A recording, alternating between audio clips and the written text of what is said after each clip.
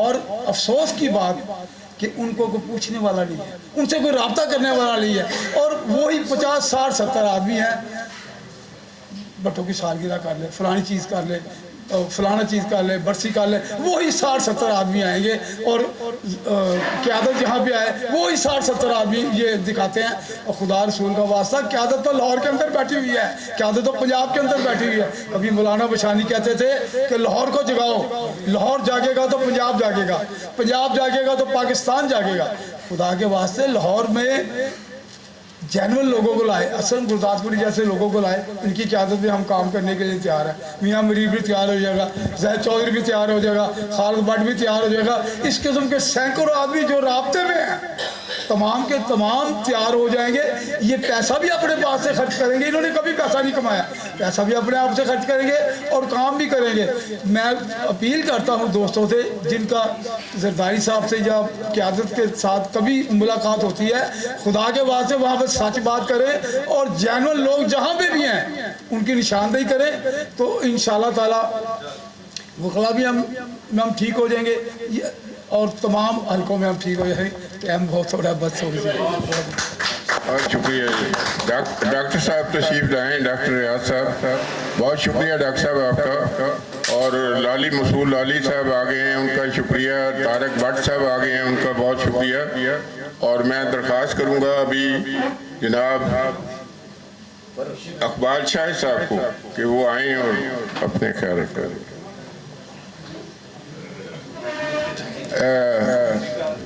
मसूद अकबर साहब तशरीफ ले आए हैं। मसूद अकबर साहब, आपका बहुत शुक्रिया कि आप आ गए हैं। और आपके साथ मंशा साहब भी आए होंगे मेरे ख्याल में। मंशा साहब आ गए। मंशा साहब शुक्रिया बहुत बहुत आपका आने का। और तार सरवर मीर साहब आप बैठे, जरा आपको जल्दी तो नहीं तकरीर कराई जा सकती। अस्सलाम वालेकुम। सबसे पहले तो मैं जनाब मोहतरम असलम गुरदासपुरी साहब को उनकी 38वीं सालगिरह पर मुबारकबाद पेश करता हूँ। वो इस तरह के अगर 8 थी लिखें आप, 83 लिखें तो 3 इधर कर लें तो वो 38 ही बनता है, यानी उसको उलट दें आप हिंसों को तो 38 ही बनेगा। और आज वैसे भी बड़े प्यारे लग रहे हैं। ये मैं 2 साल से तकरीबन मुझे मेहरबानी करते हैं, मैं भी यानी यहाँ शामिल हो जाता हूँ। उसमें सरदार हुमायूं साहब का बहुत बड़ी कंट्रीब्यूशन है, उनको भी याद रखना चाहिए। यहाँ भी बातें तो बड़ी हुई हैं क्योंकि 1 मिनट का ही टाइम है, सारे दोस्त बैठे हुए हैं। खालिद क़य्यूम साहब ने कहा मैं 91 से एक बीट करता था तो सरपरस्ती असलम गुरदासपुर साहब करते थे। 91 से 23 तक आज वो सीनियर जर्नलिस्ट हैं, लेकिन उनके अंदर से पीपल पार्टी निकली नहीं, वो घुस गई है। सच्ची बात तो यह है कि इस वक्त खालिद क़य्यूम को नुमाइंदा कह सकते हैं, वो बड़े प्यारे इंसान है हमारे। मैं सिर्फ असलम गुरदासपुर साहब के मतलब एक बात कहना चाहता हूँ, वो ये शायर तो बेतहाशा होते हैं, ऐसे अमर शेर कर जाते हैं, एक शेर में उनकी सारी बातें आ जाती हैं जो लोग याद रखें। मसलन किसी सेटअप का हिस्सा होना, किसी तहरीक का हिस्सेदार बन जाना, एक शनाख्त बनना, ये बहुत ही आप कह सकते हैं बड़ी आला बातें हैं। लेकिन मौजूदा निज़ाम के मतलब जो भी निज़ाम चल रहा हो वो सच्ची बात करना और वो अमर हो जाए, ये बड़ी अहम बात है। इनका शेर मुझे बड़ा अच्छा लगता है, जुल्म के खिलाफ, कि जिंदगी इतनी गनीमत तो नहीं जिसके लिए, जिंदगी इतनी गनीमत तो नहीं जिसके लिए अहदे कम ज़र्फ की हर बात गवारा कर लें। पाकिस्तान जिंदाबाद।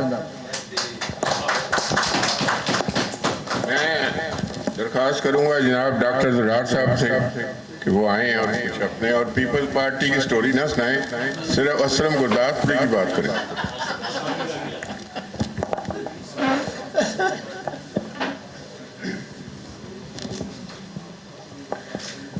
अस्सलाम वालेकुम दोस्तों, बात यह है कि जनाब असलम गुरदासपुरी साहब की शायरी पे कोई रोशनी डालना मेरे बस का रोग नहीं, क्योंकि मैं उस तरह का लिटरेरी आदमी नहीं हूँ।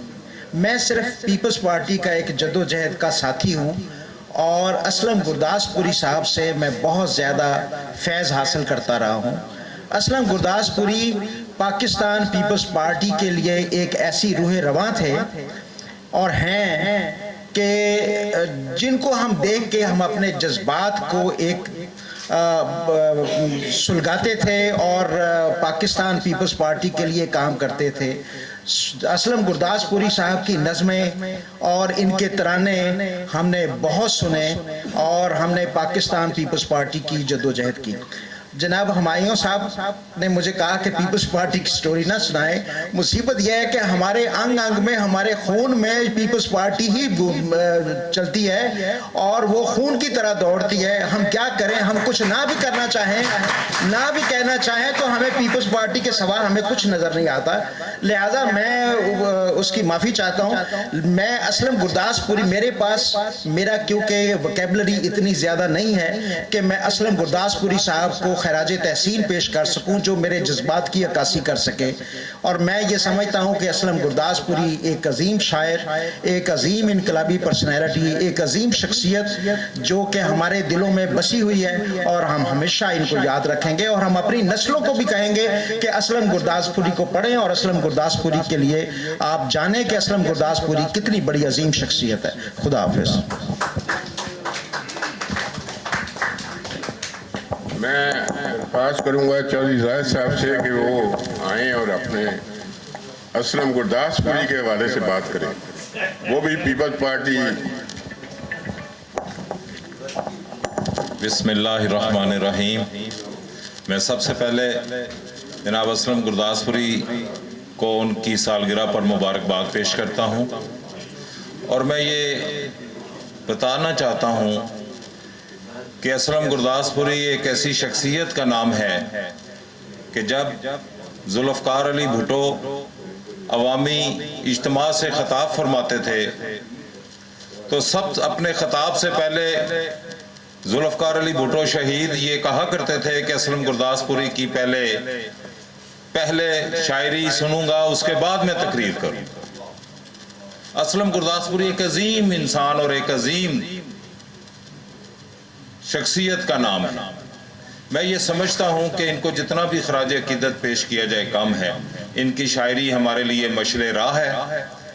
इंशाअल्लाह ताला हम उससे मुस्तफ़ीद होते रहेंगे और इनके लिए दुआ गो हैं कि अल्लाह ताला इनको सेहत दे और इनकी शायरी हम सुनते रहें और उससे हम जो है आगे हमारे लिए वो मशले राह भी रहे। बहुत शुक्रिया। मैं दरख्वास्त करूंगा मरगूब साहब से कि वो तशरीफ लाएं और अपने ख्यालात का इज़हार करें।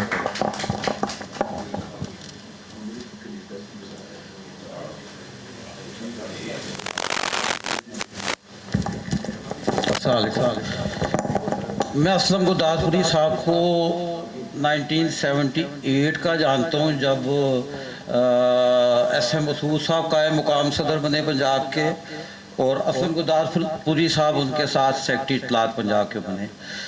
और फिर उसके बाद जब पीपल्स एक्शन कमेटी बनी जिन्होंने लाहौर में और पिंडी में खुद सोजियों का प्रोग्राम बनाए और दूसरी चीज़ें की और गिरफ्तारियों के प्रोग्राम बनाए, तो असलम गुरदासपुरी साहब की बड़ी हमशीरा ने रावलपिंडी में जब वहाँ पे कोई खतून नहीं मिल रही थी गिरफ्तारी देने के लिए, असलम गुरदासपुरी साहब की बड़ी हमशीरा और उनकी बेटी ने रावलपिंडी में जाके गिरफ्तारी दी। और उसी दौरान लाहौर में असलम गुरदासपुरी साहब की दूसरी बहन ने दाता साहब में गिरफ्तारी दी। असलम गुरदासपुरी साहब बहुत बड़े आदमी हैं, हम उनके बारे में कुछ बात नहीं कर सकते और आज भी हमें सबको चाहिए कि उनकी बात सुने, अपनी बातें कम करें। बहुत मेहरबानी।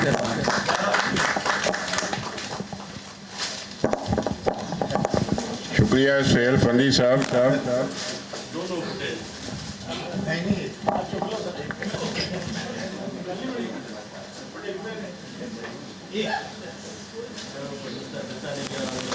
वैलेंटाइन डे तो नहीं है